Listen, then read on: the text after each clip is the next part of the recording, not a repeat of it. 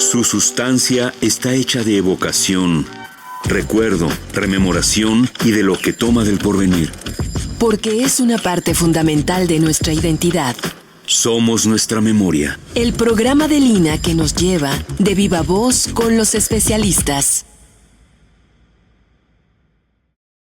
Muy buenos días, esto es Radio INA. En la conducción de este programa, de la emisión de hoy, tengo el placer de estar con ustedes y con nuestro invitado. Soy Luis Alberto López Guario. El Instituto Nacional de Antropología e Historia y la Secretaría de Cultura nos invitan a acompañarnos en la emisión de este programa de la serie Somos Nuestra Memoria, en el que hemos convocado al maestro Óscar Torres para platicar sobre el tema El oro entre los mexicas. Bienvenido, Óscar. Muchas gracias. Gracias por estar con nosotros. Me voy a permitir leer un poco de la extensa biografía y profesional de nuestro invitado de hoy. Óscar Moisés Torres Montúfar, que es su nombre completo, es licenciado en Historia por la Facultad de Filosofía y Letras de la UNAM, maestro en Filosofía de la Ciencia por la misma Casa de Estudios y es máster en Filosofía, Ciencia y Valores de la Universidad del País Vasco.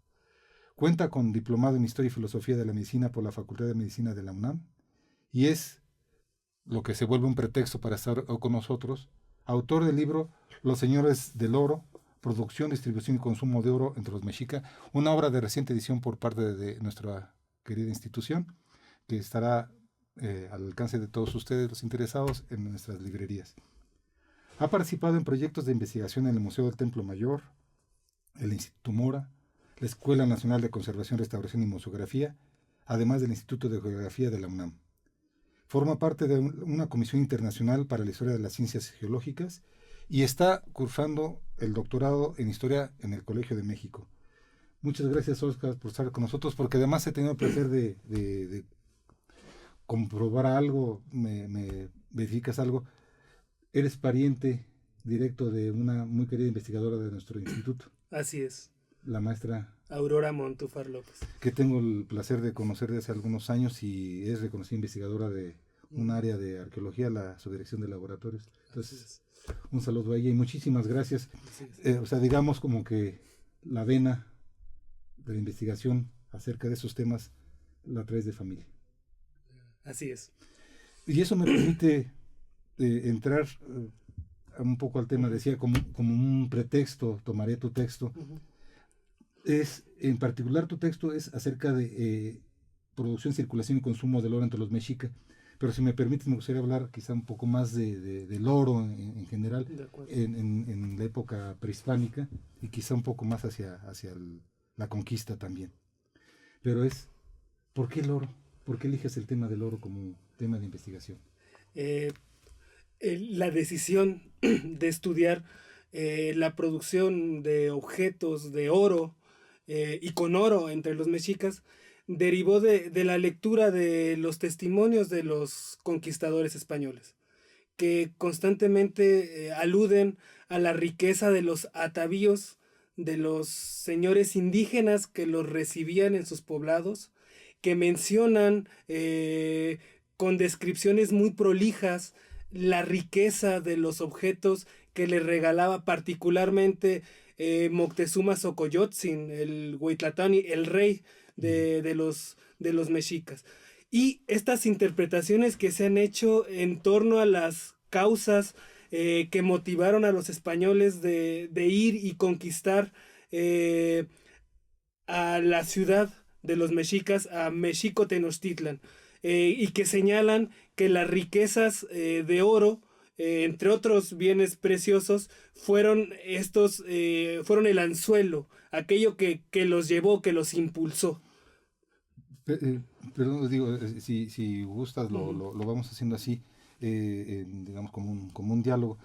Digo, me llama la atención porque además el oro es un tema que a nivel universal es muy atractivo. Claro. Por ambición, por escasez, por necesidad, pero en la mente, digamos, de el grupo humano, el oro es un anzuelo, como dijiste, es un imán, ¿no? a la gente le atrae. Y en los temas de investigación arqueológica, antropológica, en la historia el oro es como un elemento central para mover hasta grupos humanos Claro. completos y desatar guerras. Entonces por eso ¿por qué eliges el oro? Es como muy, muy atractivo en general para la sociedad. Y que un investigador de tu nivel y con toda tu especialidad te dediques a esto, ¿no? Y que ahora nos traigas esta producción. Sí.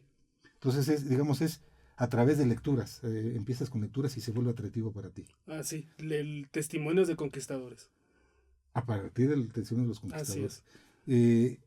Que se ha señalado como un elemento de discusión, y están las crónicas de Bernal, Sagún, las mismas cartas de relación de Cortés, que mencionan toda esta, el oro. Es más, el maestro, el doctor León Portilla, se tomó el detalle de contar las palabras, bueno, hacer una relación, y dice que el oro es una de las palabras más mencionadas por Cristóbal Colón y por Hernán Cortés en sus cartas de relación. Claro. Y tú lo retomas ahora. Evidentemente es una visión distinta la que manejaban los europeos de la que tenían los mexicas. Para los europeos el oro era el medio de cambio por excelencia. Era una forma de adquirir un insumo que te permitía adquirir otros insumos. Digamos, entonces me encuentro a un país, a un territorio virgen, desde mi perspectiva europea, un territorio virgen, en la cual este objeto, vamos a considerarlo, este objeto para ti, que eres miembro de esta sociedad local, es valioso, pero no en la perspectiva que yo tengo. Para mí es un bien que me va a permitir ganar otros territorios en Europa. Ganar otros territorios, adquirir armas, adquirir bienes materiales, adquirir estatus, porque también se podrían comprar títulos. Eso era para los españoles.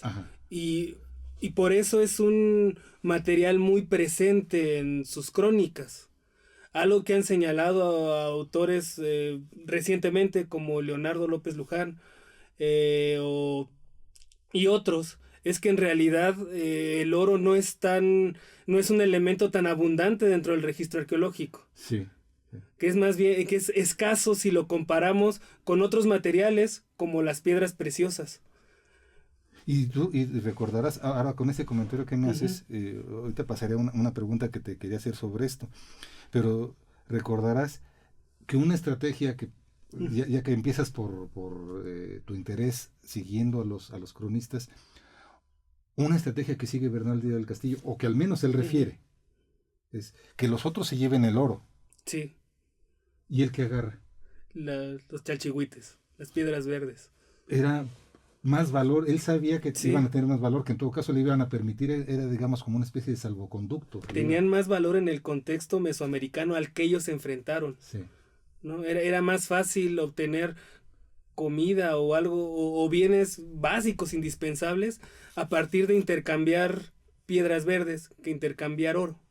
Este encuentro no nada más nos está hablando entonces de bienes, nos está hablando de pensamientos. Claro. La forma que tú estás señalando de cómo se percibe y qué beneficio como persona o como sociedad obtengo de un algo, de un X objeto, es diverso. De pensamientos y de relaciones sociales, o sea, una forma diferente de vincularse con una materia prima, con un metal. Esto te decía, me lleva a que si nos puedes platicar, entonces desde tu perspectiva, qué significado o cómo se utilizaba el oro, o qué importancia tenía el oro para la época prehispánica en el grupo indígena. Bueno, la pregunta es interesante porque solemos decir que para los mesoamericanos las piedras verdes y azules, los chalchihuites, eran más valiosos que el oro. Sí es más abundante, por supuesto, como había dicho, en el registro arqueológico, la presencia de otros tipos de rocas y minerales diferentes al oro. Pero hay algo que sí quiero hacer notar, es que piedras verdes y oro forman parte de los mismos objetos. Son materia prima del mismo tipo de productos. Me refiero a productos suntuarios. Ya. Productos cuyo uso implica la ostentación de un estatus privilegiado dentro de una sociedad que en el caso de los mexicas era una sociedad militarista. Entonces, este material, tanto la piedra verde, piedras preciosas, y el oro, son para niveles sociales elevados, para élites. Así es. Hay algo que se menciona en testimonios como el de Fray Diego Durán o como el de Sagún, es que existía una estricta legislación, una estricta reglamentación respecto de quién y cómo podrían utilizar objetos elaborados con materiales preciosos, sea oro, sean piedras preciosas, sean plumas preciosas. Señalan en primer término que la principal persona que podría utilizar estos objetos era el Huitlatoani, el máximo gobernante mexica. Una de sus insignias, de hecho, es un objeto de oro, es una diadema de oro que se ponía en la cabeza. Este gobernante, a su vez, tenía el derecho de otorgar en calidad de galardón objetos preciosos para que otro grupo privilegiado de la sociedad mexica pudiera consumir oro. Me refiero a los guerreros que se destacaban en batallas, a los principales militares de los ejércitos mexicas. Ellos recibían en calidad de privilegio la posibilidad y el derecho de portar objetos elaborados con bienes preciosos. Para darme una idea, ¿sería como una especie de condecoración? Así es, sí. Una condecoración que llevaba implícita una serie de privilegios, pero también obligaciones.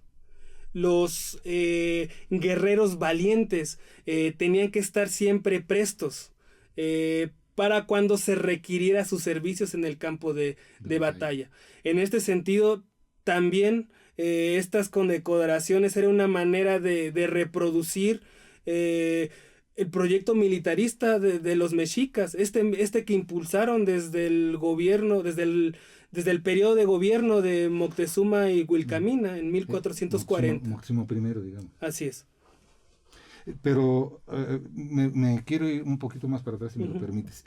Hace rato mencionaste a especialistas como Leonardo López Luján, yo mencioné al profesor Miguel León Portilla. A pesar de la relevancia que tenga el conocimiento del oro y lo que signifique por lo que nos estás diciendo, hay pocos trabajos en arqueología, en estas ramas del conocimiento que nos hablen acerca de el oro. Sí.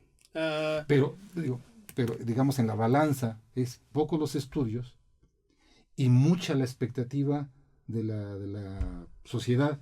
O sea, existe en la sociedad la idea de que hay oro, de que se manejaba oro a montón. Claro. Y tú nos estás planteando otra perspectiva.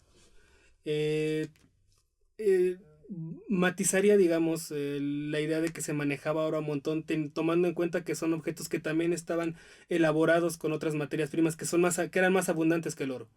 ¿No? En ese sentido sí podríamos hablar de una riqueza material grande, amplia, aunque si nosotros hacemos un cálculo como lo hace Timothy King de la cantidad de oro que se circulaba en México Tenochtitlan, pues sí es poco comparado con lo que vemos en poblaciones, en civilizaciones de los Andes centrales, de lo que hoy en día es Perú, Bolivia y también del norte de los Andes, Colombia y parte de Centroamérica, Panamá y Costa Rica. Es poco comparado con eso. Perdón, Timothy King es un investigador de la Universidad de Columbia. Tengo pocos datos de él. Sí. Se puso en contacto conmigo hace poco y hizo un artículo que se publicó a finales de 2015, donde calcula el monto de oro que llegaba a México Tenochtitlan, lo que hoy en día es la Ciudad de México, vía el tributo. ¿Principalmente de dónde vendría? El oro se extraía en alrededor de 45 comunidades distribuidas a lo largo de lo que es la Sierra Madre del Sur, ¿no? Que correspondería hoy en día a los estados de Oaxaca, Guerrero principalmente, parte de Chiapas. También había algunas minas de oro en Veracruz y llegaba a México Tenochtitlan vía el tributo, es decir, los mexicas, el ejército de los mexicas conquistaba una comunidad y a cambio de no destruirla les exigía periódicamente una cantidad determinada de oro, que podía ser oro en bruto, pepita Pepitas. o polvo de oro, podía ser también oro semiprocesado, como laminillas o lingotes, Ya, lo que se llama tejos, ajá. ¿no? O pueden ser objetos de oro, como narigueras, orejeras, ya procesado. ajorcas, bienes terminados, pero fundamentalmente eran materias primas, sí, oro en bruto y productos semiprocesados que llegaban a México Tenochtitlan y que ahí eran trabajados por artesanos vinculados o pagados por el rey de los mexicas, por su máximo gobernante. Estás hablando de esto y utilizas una expresión que me llama la atención, que es minas. Todo esto ya implica no nada más un nivel de organización social, porque me estás hablando de yo te domino a ti, grupo Oaxaca, grupo Guerrero, te controlo y te pido ese tributo. Ese es un nivel de organización político, militar, si quieres. Pero también con la expresión mina me estás hablando ya de un nivel tecnológico determinado. Porque ocurre mucho que se puede encontrar en lo que se llaman los placeres o en los afloramientos, digamos, esporádicamente. Ya cuando se utiliza una expresión como mina es como que ya estamos organizados y vamos a buscarlo en expreso, este bien. Claro, la minería implica la extracción sistemática y sostenida de un recurso mineral, en este caso es el oro. Hay quienes no les gusta utilizar el término minería para referirse a la extracción de oro a partir de placeres auríferos. Es decir, mineros o gambusinos, por utilizar un término más contemporáneo, que acudían a las riberas de los ríos con una batea, en este caso de madera, levantaban las arenas que se encontraban en los recodos de estos cursos fluviales, la agitaban de modo tal que materiales como el oro, que son menos densos que el agua y que el sedimento en el que se encuentran, tienden a flotar. Entonces, así como obtenían el oro en formas de pepitas muy pequeñas, en algunas fuentes las comparan con granos de maíz. Pero a mí me gusta utilizar el término minería y defiendo su utilización porque es una actividad económica sistemática que trasciende en el tiempo. Lo otro, digamos, es como algo azaroso. Así es. Es casual, yo voy caminando, alguien me dice, digamos, como valga la comparación muy, muy moderna, la película de Chaplin, la de La Quimera del Oro. Así es. Se suelta la fiebre en California de que hay ese tipo de placeres en los ríos y ahí está la gente lavando. Sí. Acá tú nos estás proponiendo. Sí, pero también. Sí. Había ya una actividad dedicada para... Los objetos de oro más antiguos que se han encontrado en Templo Mayor, por ejemplo, están fechados entre 1375 y 1427. O sea, la etapa 2, lo que se llama como la etapa constructiva 2. El Templo Mayor es el principal edificio religioso de los mexicas. Se ubica actualmente en la Ciudad de México. Y como ofrendas. Como ofrendas votivas, o sea, dedicadas a los dioses. Ajá. Y ofrendas funerarias, exequias. Pero estamos hablando de que entre 1375 y 1521, cuando menos, hubo extracción de oro. Es decir, casi un siglo de actividad extractiva. Por eso no creo que podamos hablar de nada más una fiebre tipo California, digamos, Sí. un boom así. Sí, que alguien encontró y Ajá. se corrió la voz y llegaron cantidad de personas. Y que en pocos años se agotó, Sí, sí, ¿no? sí. Acá es algo más sostenido, más paulatino. Sí, si estás hablando de 1335, son realmente casi 200 años de estar Sí. en un proceso de obtención que además está, dices, regularizado. Sí, Hay un nivel necesario, nivel tecnológico, ujú, hay un necesario nivel de organización social, claro. una complejidad hacia dónde van estos bienes Ujú. y cuál es la implicación de que yo traiga un bien determinado. Claro. Yo pueblo, no puedo traerlo, digamos, ahora sería para la presidencia de la República, sería Así para es. los ministros, el área de la Secretaría de Defensa y quizá algunos comerciantes. Y también implica que hay redes de intercambio y de comercio. Considerando que en la cuenca de México, donde se ubicaba la ciudad de los mexicas, Ujú. no hay oro. Tenían Sí. que ir lejos, muy lejos de su área económica inmediata para adquirir este bien. Las fuentes de abastecimiento de piedra preciosa están más bien hacia la parte norte, reconocidos Zacatecas, Durango. Cuando hablamos de chalchihuite es un poco problemático porque pueden ser muchos tipos Hay de diferentes piedras. tipos, ajá. La más importante y quizás la más valiosa era la jadeíta, que traían de Guatemala, Más bien del del valle sur. del Motagua, pero también entran dentro de la categoría de chalchihuite materiales más o menos comunes o frecuentes, o al menos más frecuentes que el oro, como la serpentina o la amazonita, Ya. que están en las inmediaciones de la Cuenca de México. Ya, También es importante la turquesa, una piedra azul, sí. es así, era traída del norte y que también entra dentro de la categoría de chalchihuites. Y a diferencia de eso, el oro está muy centrado en zonas de obtención, Ujú. que son las que mencionabas, Oaxaca, Guerrero. Es que arqueológicamente también está coincidiendo donde se han localizado. Es, vuelvo al punto, era como una especie de expectativa, y a los que hemos tenido la oportunidad, y algunos dicen que no es placer, pero es placentero trabajar en zonas urbanas, cuando la gente está viendo una excavación arqueológica, piensa que estamos sacando el tesoro, Sí. y siempre es el tesoro de Moctezuma, Mm. o el tesoro de Cuauhtémoc, como el que le quemaron los pies a Cuauhtémoc, siempre hay esa perspectiva. Pero todo ese nivel de organización también lleva, organización y nivel tecnológico lleva a que pensemos en que había algo tan especializado de que no cualquier individuo, aunque no tuviera el nivel, un nivel alto en la escala social, era alguien especializado en trabajar el oro. Digamos, lo que se podían considerar orfebres. Sí.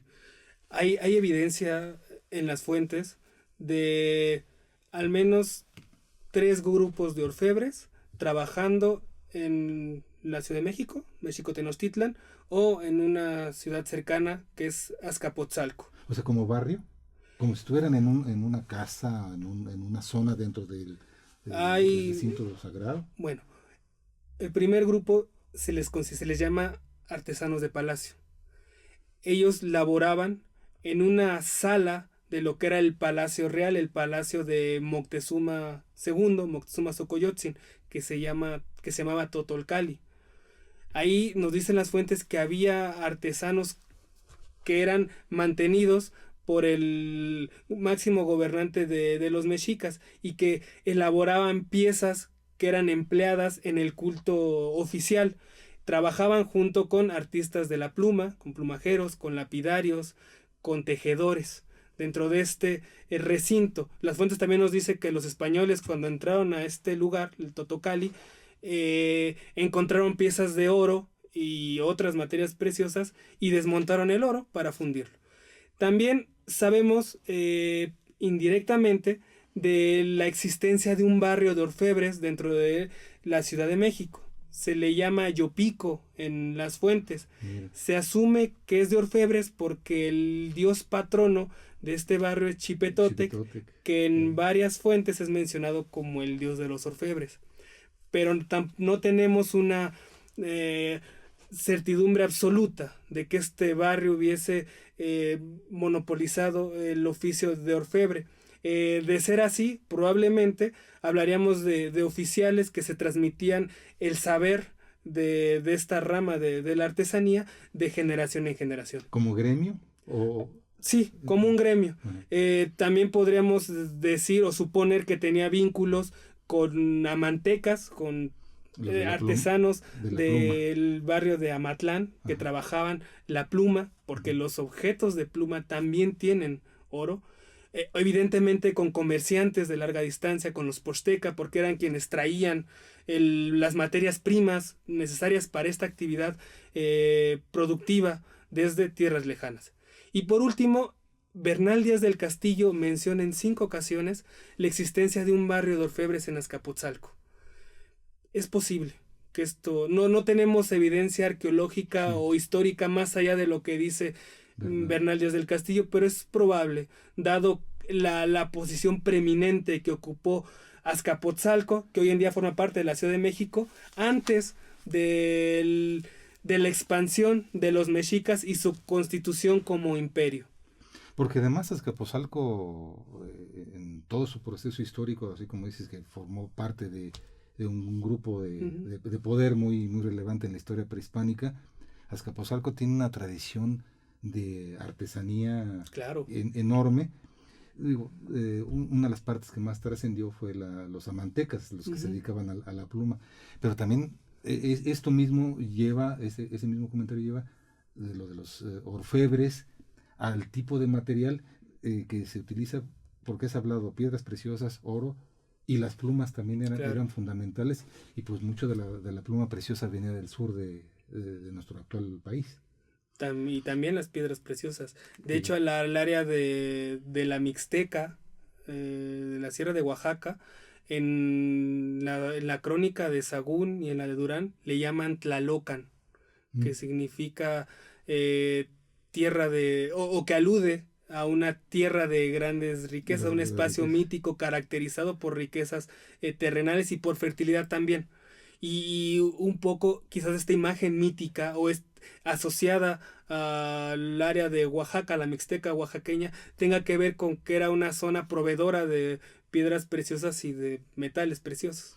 Que bajo esa lógica, cualquier movimiento de dominio que se realizó durante las diversas etapas expansionistas de los mexica, pues no nada más era el cumplir con una misión, con un destino, porque somos los grandes y tenemos que dominar, sino tenía una posición muy, muy señalada de vamos a controlar ciertos recursos. Claro.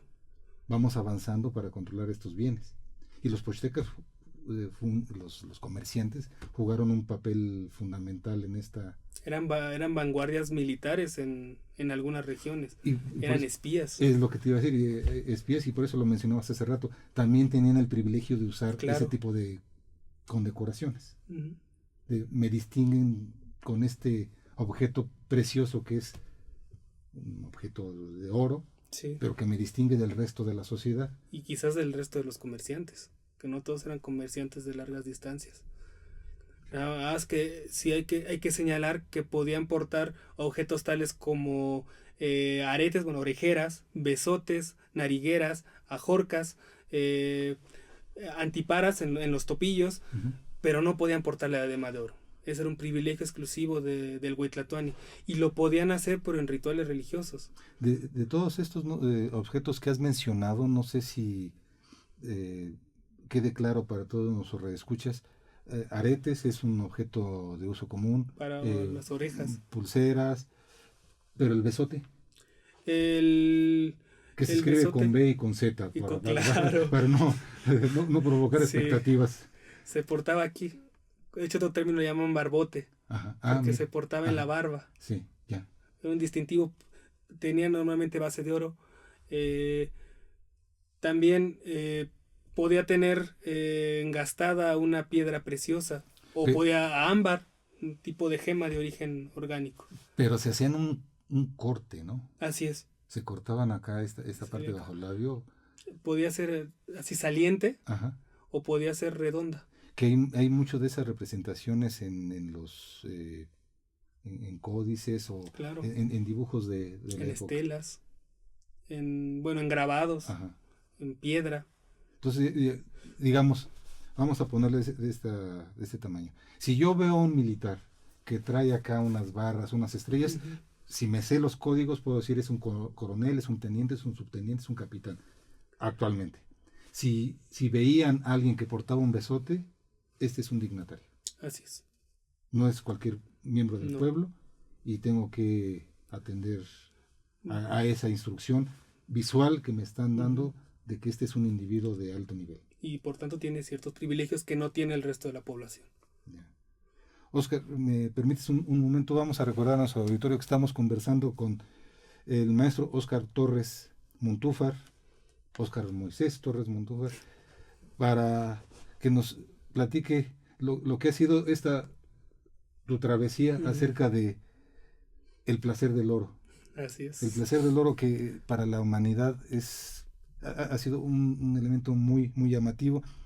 Y al momento puedo decir que nos ha dado, digamos, un panorama que yo al principio te propuse, vamos a hablar del oro en general, y como que hemos ido y venido, gracias a mi discapacidad, pero me gustaría en esta continuación de la plática que nos estás dando, me gustaría retomar un punto que has mencionado acerca de los lugares, la geografía nacional.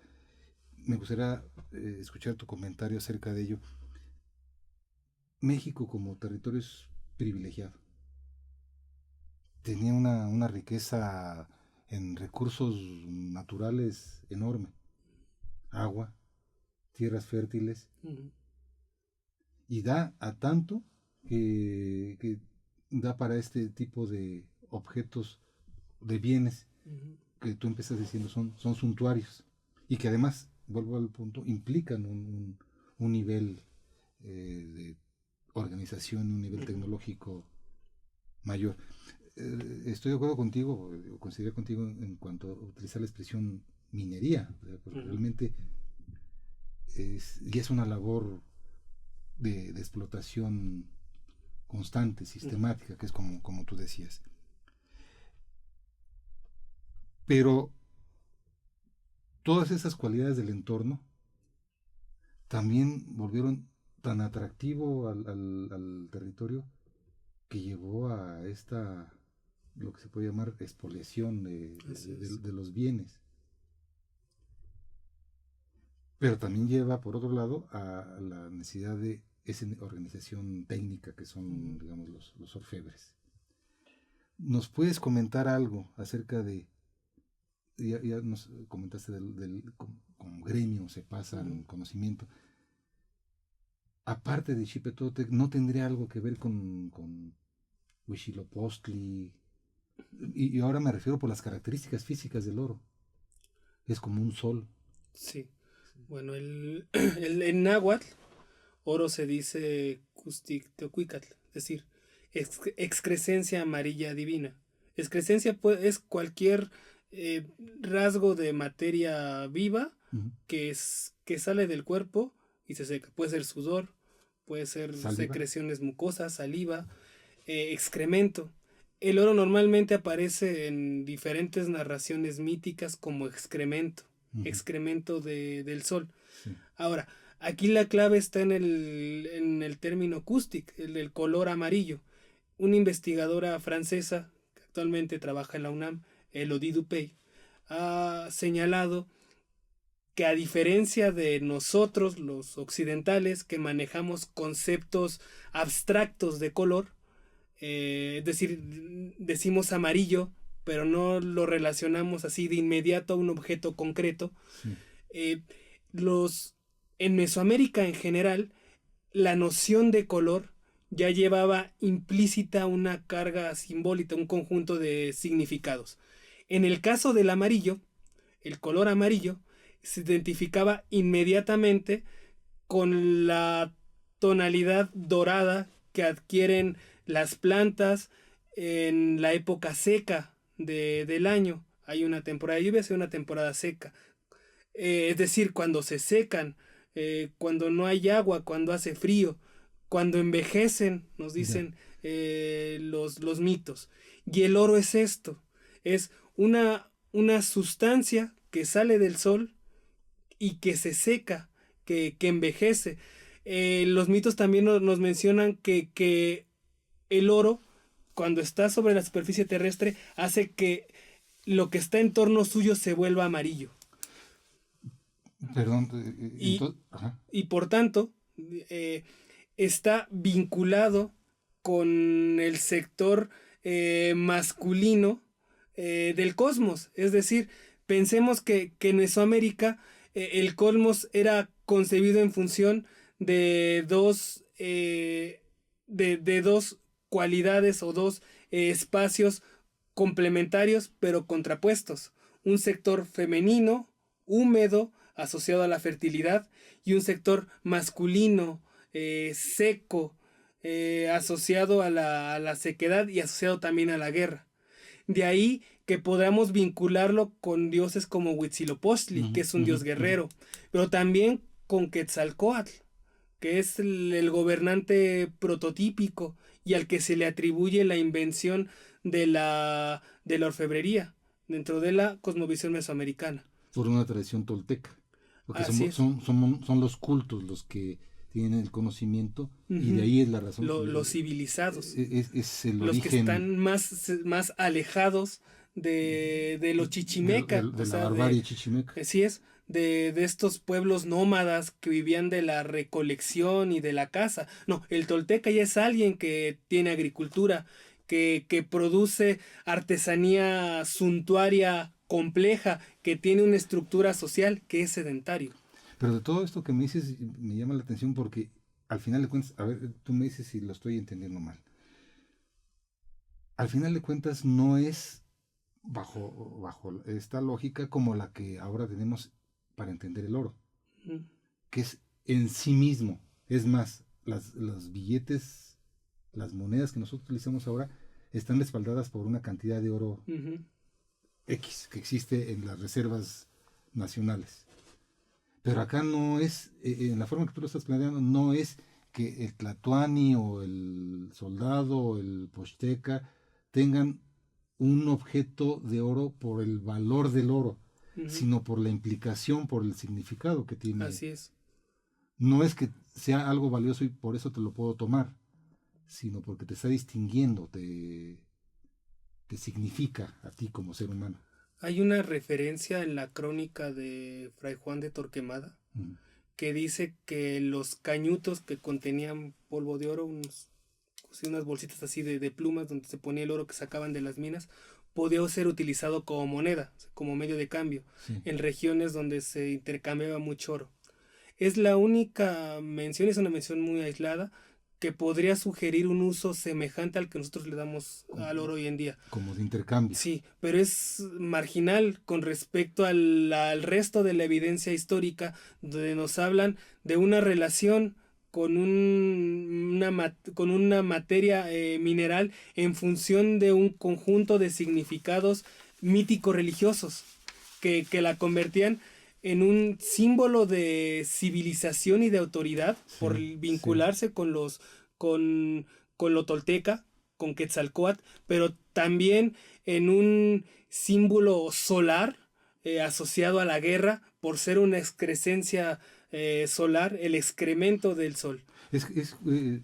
A lo mejor el símil que voy a utilizar no es el más adecuado, pero ahora todos vamos a las zonas arqueológicas que están abiertas al público.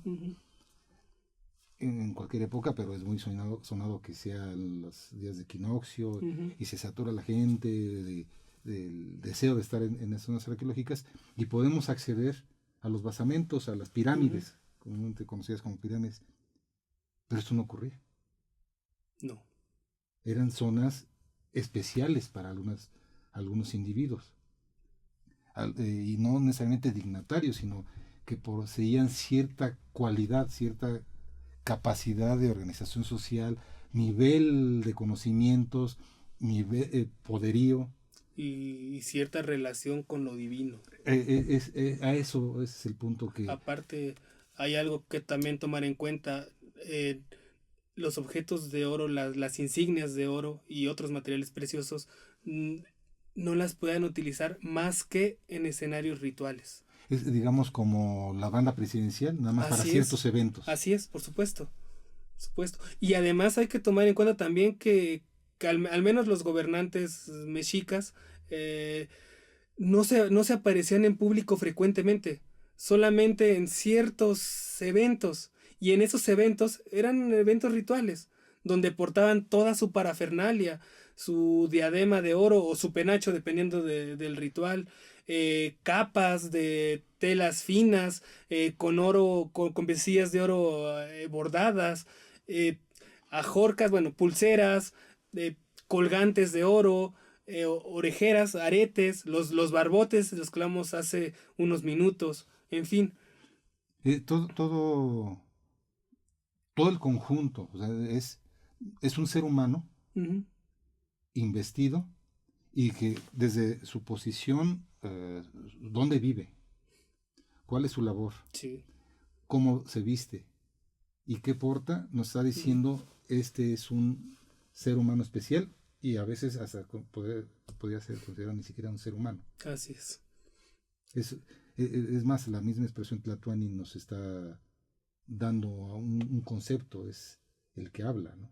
Uh-huh. Hay otro término que es Ixipitla, que dice aquel que recibe energías o esencias divinas, o aquel que las contiene, como un contenedor de lo divino y que lo proyecta en el mundo.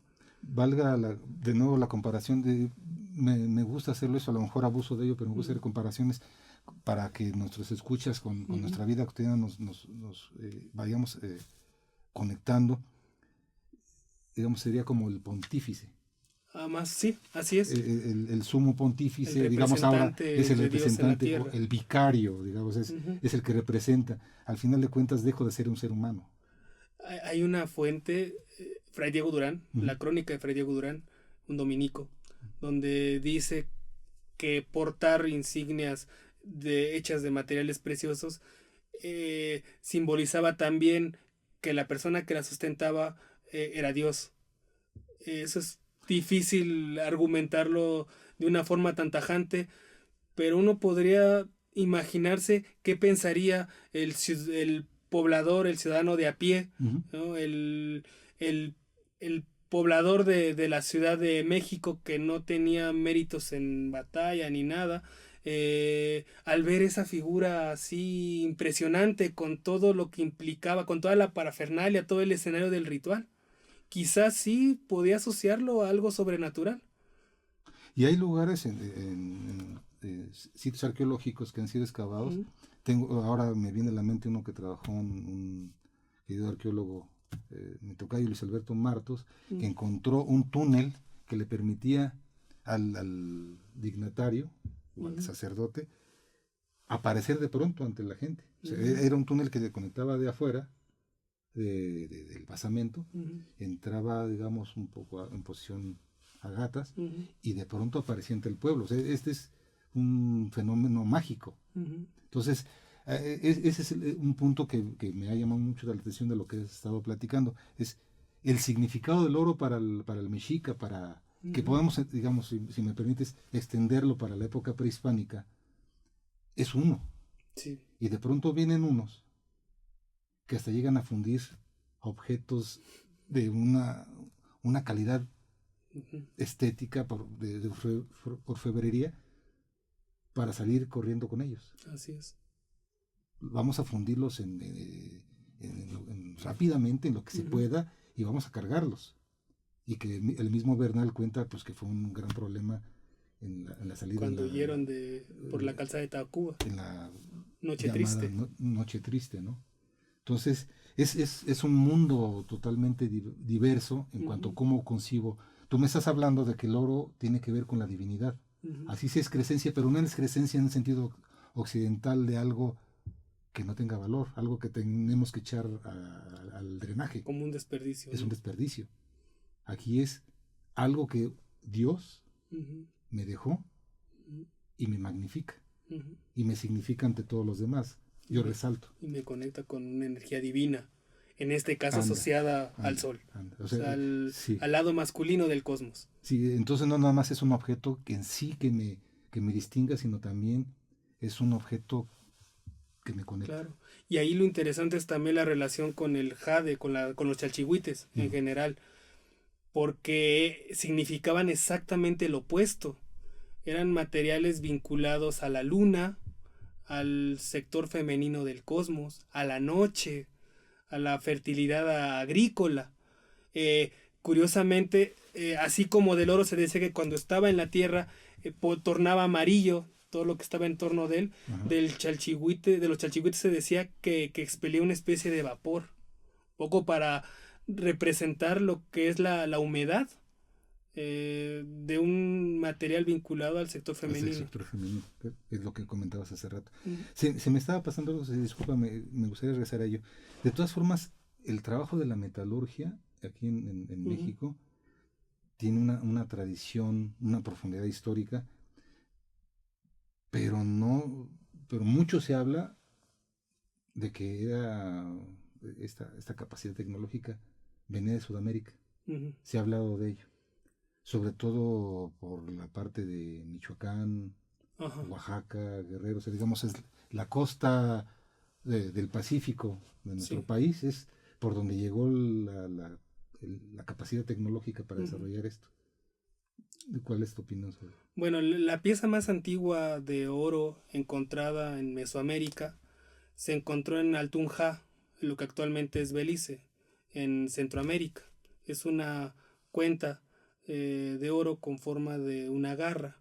Ese es del año, está fechado en torno al año 500 después de Cristo. Sí, digamos, en los mayas. Sí, en es su la zona esplendor. maya, por supuesto. Ujú.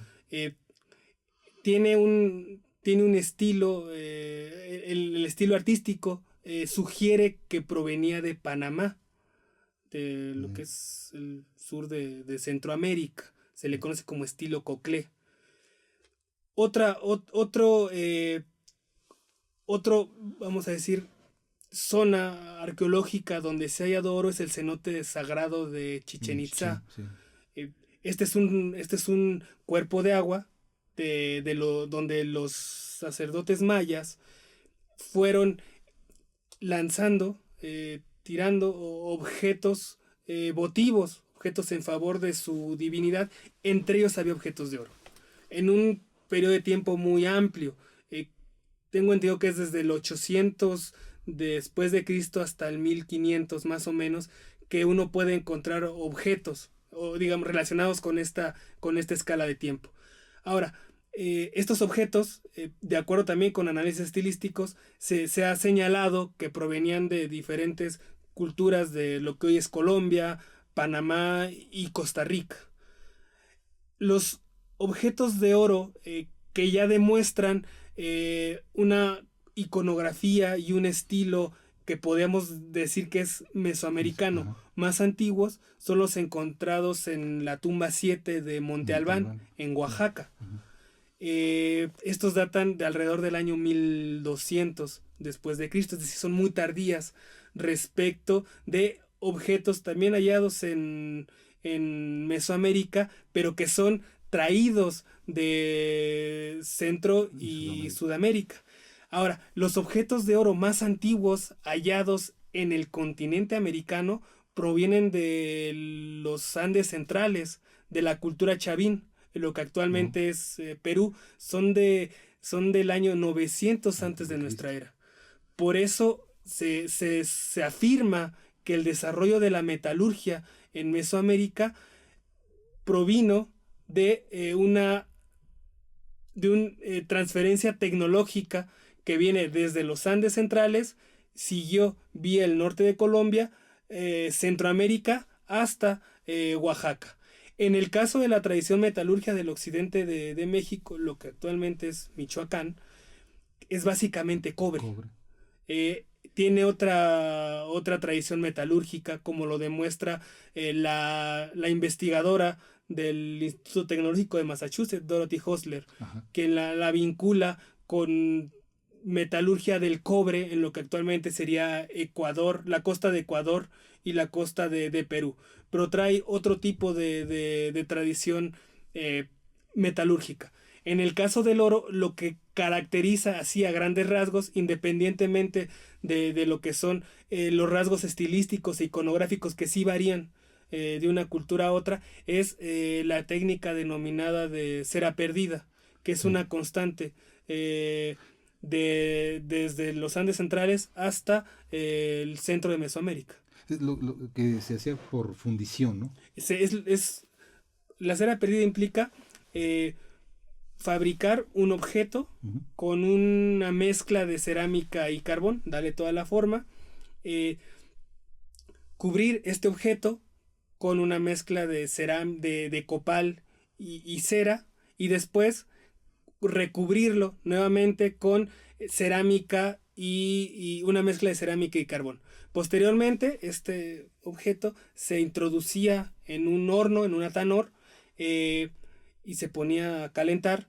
El calor provocaba que la mezcla de copal y cera se derritiera y saliera por unos conductos que podían ser de caña o de espinas de maguey, que eran insertados dentro al objeto, y de ahí salía la cera. Y a su vez, por otros conductos, conseguían que ingresara el oro, por el oro fundido, de modo tal que ocupaba el lugar de la cera. Posteriormente se dejaba enfriar este objeto y se retiraba la cubierta de cerámica y carbón, de modo tal que tenías un objeto de oro perfectamente terminado con un corazón hecho de cerámica y carbón. Pero también hay filigrana. Es básicamente en la zona... en Oaxaca. Sí, en la zona mixteca. En la tumba 7 hay unos objetos que son microscópicos. Claro. Que Alberto Durero, por ejemplo, llega a decir, ese es el continente de oro. Una cosa así le llega a llamar al continente americano, sobre todo a Perú, Colombia y México, por la calidad de oro que, o sea, más allá del valor que se le daba el grupo europeo, que se llevaron objetos, llegó a reconocer esa capacidad artística de hacer objetos tan finos como los que se encontraron en la tumba 7, digamos que es un caso extraordinario, ¿no? Y en este caso, en el caso de la tumba 7, hablamos de filigrana lograda por fundición. No es como la filigrana, por ejemplo, en Sudamérica, que eran hilitos de oro y que se entretejían. Acá no. Acá le hacías el diseño de los hilitos a la base de cerámica. A la misma vasija. A la misma vasija. Y posteriormente ya la recubrías con oro. Es una de las diferencias que tenemos entre la tradición metalúrgica, en el caso de los valles centrales de Oaxaca, con respecto a la de Sudamérica. Pero y lo que haya aparecido en Templo Mayor no tiene tampoco filigrana. Hasta donde yo sé, no. No, Ya parte de lo que ha sostenido recientemente Leonardo López Luján y José Rubalcaba es que, contrario a lo que algunos autores como Marta Carmona y otros han sostenido, que la orfebrería fue difundida en Mesoamérica por orfebres mixtecas, y que la orfebrería que se desarrollaba en la Ciudad de México, México Tenochtitlan, era obra de artesanos mixtecas que habían llegado a habitar aquí a la ciudad de los mexicas. Ellos señalan que si nosotros vemos el tipo de objetos que se fabricaban, los motivos que estos tenían, ya podemos hablar de una tradición orfebre distinta en la cuenca de México. No, entonces, yo cuando empezamos dije, va a ser un pretexto. Podemos hablar entonces que sí hay un uso de oro, digamos, un uso del oro, hay una explotación de oro, pero en la concepción podemos hablar que sí tenía que ver, digamos, algo deidad, algo divino, pero el proceso de elaboración no es igual. La base como tal, o sea, la técnica de la cera perdida por una parte y de laminado por otra, así en abstracto sí es igual. Pero ya lo que es la cuestión del tipo de diseño que tenían estos objetos, del tipo de objetos los que estamos hablando, Claro. quizás también de su uso, eso cambia. En Michoacán es muy común ese que mencionabas del cobre y los trabajos de la doctora Dorothy, Dorothy José, es muy común lo de las pinzas, Así es. las pinzas de cobre, cosas que no aparecen acá. Y tenemos piezas de cobre también en Sudamérica y piezas también de oro. Acá no encontramos. Y hay un elemento que salió recientemente en ofrendas del Templo Mayor, por ejemplo, cuchillos de sacrificio que tienen motivos de oro. Donde los motivos de oro lo que están representando es que ese cuchillo personifica una deidad. Se ha identificado algunos de estos cuchillos con Quetzalcóatl, otros con Huitzilopochtli, otros con Xolotl, ¿no? O sea, deidades asociadas al sol, las tres. Sí. Y eso, por cierto, no tenemos objetos similares en la Mixteca. Sí, tienes razón. Ahora que mencionabas lo de la tumba 7 de Monte Albán, ahí me resultó sorprendente encontrar una referencia acerca de la cantidad y calidad de objetos que aparecieron, que como bien dices, había, igual que en el cenote de Chichén, o en Templo Mayor, o en Monte Albán, esos lugares muy paradigmáticos para la arqueología nacional. El oro es un objeto entre más. Y encontré la referencia que nos menciona que la cantidad de objetos que fueron 120 aproximadamente, los objetos de oro que aparecieron en Monte Albán, cuadriplicaron, el momento que aparecieron, cuadriplicaron todo el registro arqueológico que había de objetos de oro previos. Digo, ahora han aparecido, después de Monte Albán han aparecido otros más, pero en el momento lo cuadriplicaron. Entonces, esta leyenda acerca del oro es, si me permites la expresión, como que hasta ha pervertido el conocimiento y las implicaciones que tenga el oro. Aquí traigo algunas cifras de la cantidad de oro que se ha encontrado en diferentes zonas arqueológicas. En Templo Mayor, por ejemplo, la zona arqueológica del Templo Mayor, donde estaba el principal edificio religioso de los mexicas, en sus ofrendas se han encontrado alrededor de 500 gramos de oro, medio kilo, muy poco, ¿no? En las tumbas 1 y 2 de Zaxila, en Oaxaca, se han encontrado 2.5 kilogramos de oro. En la tumba 7 de Monte Albán, que es la que mencionaba hace rato, se han encontrado 5.9 kilogramos de oro. Mientras que en el cenote sagrado de Chichén Itzá, en la zona maya, se han encontrado 7.2 kilogramos de oro. Es decir, es poco el oro que encontramos en números redondos, cerca de un poco más de 10 kilos. Sí. Unos 15 kilos.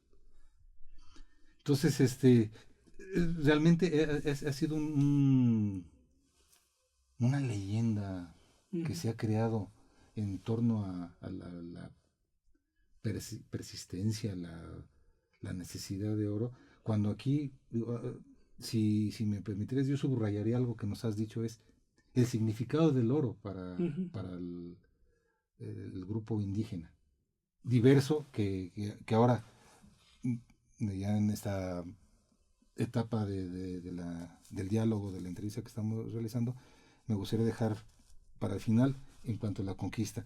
Pero antes de eso, hay un tema más que me gustaría que nos puedas platicar. Has hablado que es como una condecoración, distingue, pero también hay alguna referencia que hayas encontrado acerca de el oro en la medicina para tratamiento de algún padecimiento. Así es. En el Códice Florentino se dice que el oro era empleado para curar un padecimiento que en náhuatl le llaman nanahuatzin o nanáhuatl, es decir, el padecimiento de bubas, y que algunos autores han traducido como sífilis.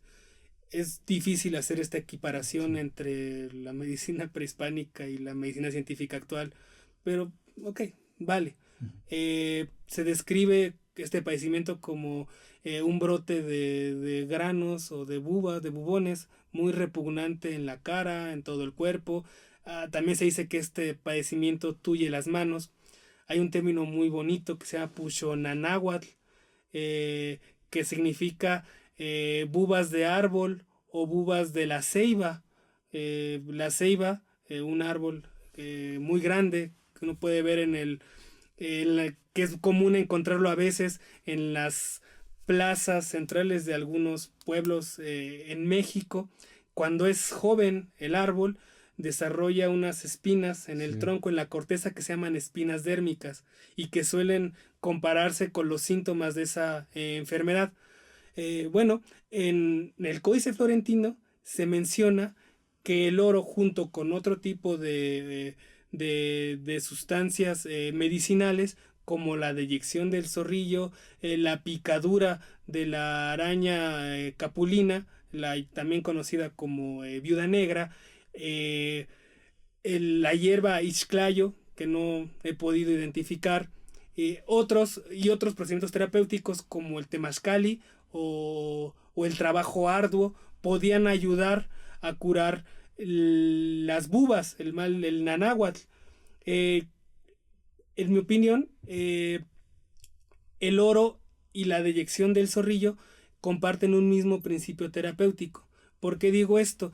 En el Códice Florentino, como ya mencioné, se dice que el oro, cuando aparece en la tierra, amarilla la superficie que tiene en torno suyo. Sí. De la deyección del zorrillo se dice lo mismo, que seca o que amarillea aquella superficie que toca. En ambos casos nos dice la fuente que para ser utilizados como medicina tenían que ingerirse.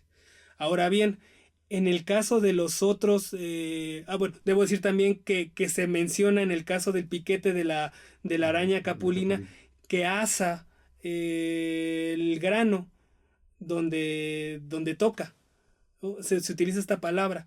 Hay que recordar que el término amarillar o tornar amarillo algo, dado la carga simbólica que tenía el color amarillo, también significa secar o asar o quemar, digamos, ¿no? Por otra parte, los otros tratamientos que se mencionan, el temazcali y el trabajo arduo, tienen como denominador común que son tratamientos que te hacen sudar. Sudas, así es. Y en la fuente, y en el caso de la hierba Ixclayo, dice la fuente que expele el humor, ¿no? Utilizando esta categoría que se manejaba en la medicina española de la época. Sí. Es decir, te hacían sacar algo húmedo o líquido del cuerpo, ¿no? Un poco aludiendo a esta acción de secar, que podía ser equivalente al efecto de tornar amarillo algo. Ahora, también se menciona que algo que podía curar el nanáhuatl era comer carne de colibrí. Es interesante esto porque el colibrí... Apenas. Sí, es un pajarito.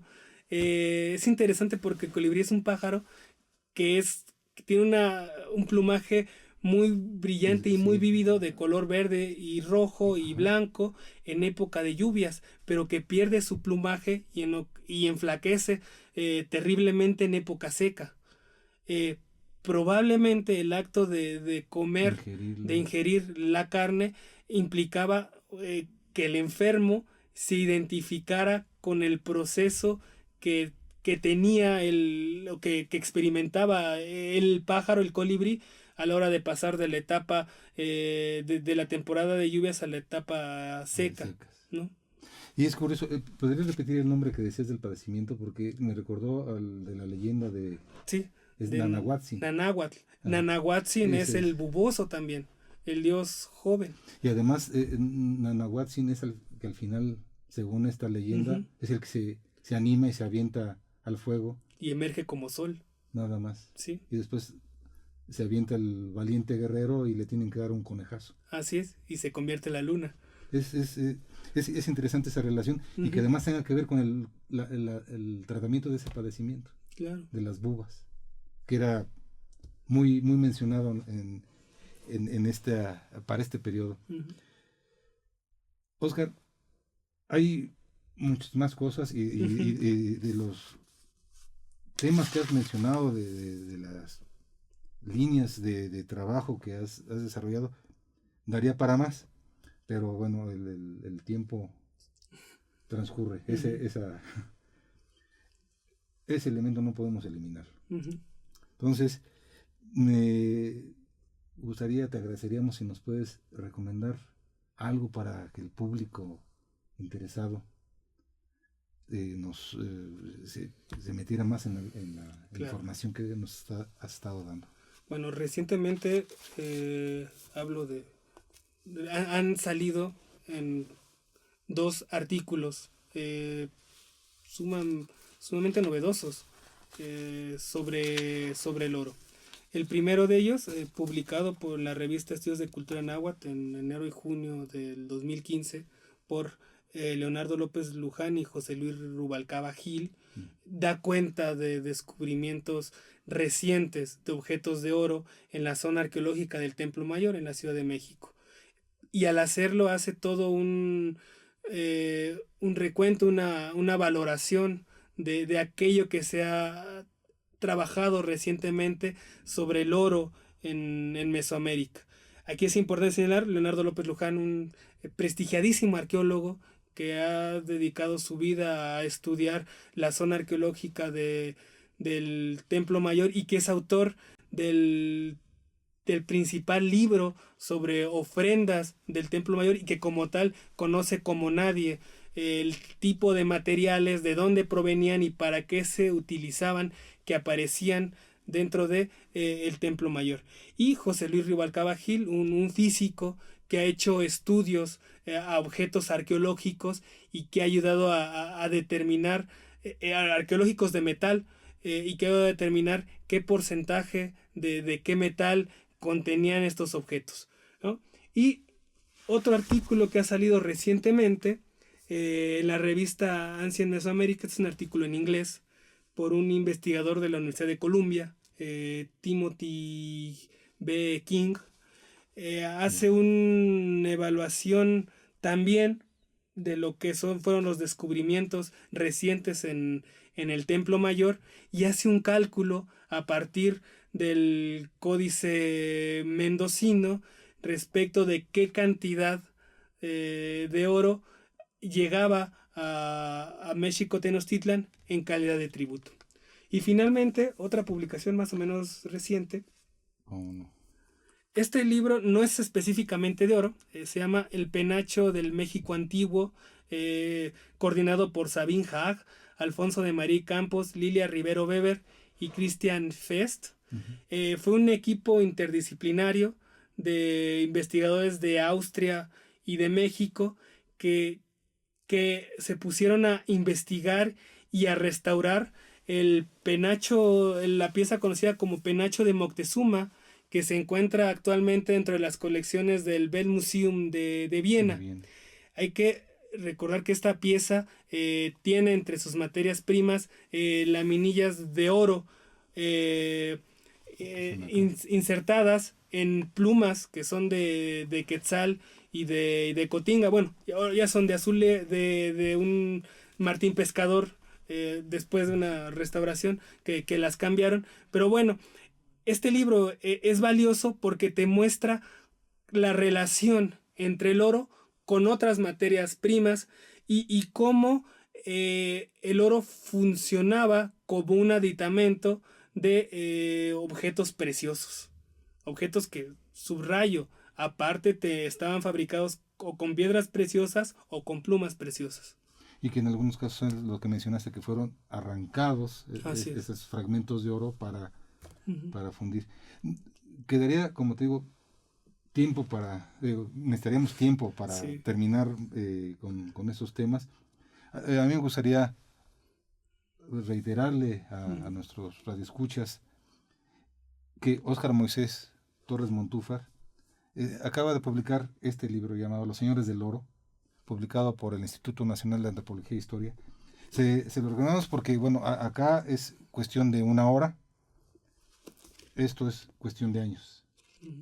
Cuestión de años de una sociedad que lo permitió, una sociedad que lo hizo posible, una sociedad que lo impulsó, y de una sociedad como la actual y nuestro querido instituto, que hace posible que investigadores de la talla, de la calidad, como nuestro invitado de hoy, Óscar Torres Montúfar, nos dé a conocer esos detalles que nos dan una perspectiva diferente, una perspectiva que viene a, en algunos casos quizá a complementar, lo consideran algunos, vendrá a modificar según otros. Esta idea que tenemos acerca de un elemento que vive en la mente, que vive, algunos le llaman en la sangre, lo traen en la sangre, esta sed del oro. Uh-huh. Cuando lo estamos viendo que era un bien que tenía otra cosa. Si me permites, Óscar, me gustaría leer algo también de este libro, también publicado por el Instituto Nacional de Antropología, de un querido profesor ya fallecido, Francisco González Rull, amigo también de Radio INA, que estuvo en esa cabina, llamado En busca del tesoro perdido, que habla sobre eso. Con el tiempo, todas las pasiones se borran, menos la del brillo de oro, y por eso siempre habrá gente dispuesta a buscar el mítico tesoro del Tecpan de Axayácatl, que está rodeado de tantas leyendas y que, como en el caso de Alonso Quijano, pueden llevar a la locura. Solo cabe esperar que Tezcatlipoca revele el secreto y aleje la maldición. Son estas palabras de González Rull, me permiten decirte muchísimas gracias, Óscar. Gracias a ustedes. Si nos quieres decir alguna cosa más, a la hora se agradece para cerrar la plática de hoy. Vamos a agradecer a Lina la oportunidad de presentar mi libro vía Radio INA, y agradecer también a la Escuela Nacional de Conservación, Restauración y Museografía, quien fue que promovió la publicación de este texto. Pues Óscar, de nueva cuenta, muchas gracias, muchas felicidades, porque además en mi lejana percepción y poca capacidad de estos medios, entiendo que lo hiciste muy, muy ameno y has reflejado en un rato de veras un esfuerzo que está plasmado aquí y que ojalá nuestros radioescuchas se acerquen a él. Muchas Óscar, gracias. Muchas gracias por estar con nosotros. Luis Alberto López Guario, a nombre de Radio INA, nuestra voz institucional, doy por terminada esa emisión del programa, agradeciendo profundamente la generosa participación del maestro Óscar Moisés Torres Montúfar, que nos platicó sobre el oro entre los mexica. Gracias a nuestros escuchas por su atención, a quienes les sugerimos consultar más de nuestra producción a través de www.radio.ina.gov.mx www.radio.ina.gov.mx. Es una realización de la Dirección de Medios de Comunicación a través de la Subdirección de Radio INA con Gabriela Marentes, una producción de Vanimaldo Morales y los controles técnicos Joel Cuautle. Muchísimas gracias y hasta la próxima.